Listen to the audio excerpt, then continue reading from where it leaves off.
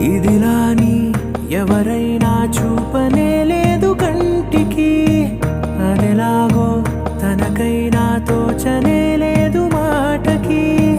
ఇప్పుడిప్పుడే మనసైనా రేపు దొరికింది